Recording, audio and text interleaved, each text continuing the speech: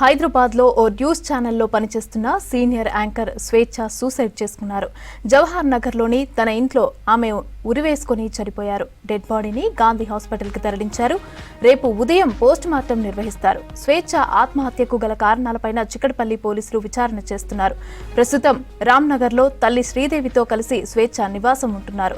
అయితే జవహర్ నగర్కి ఆమె ఎందుకు వెళ్లారన్న దానిపైన అనుమానాలు వ్యక్తమవుతున్నాయి.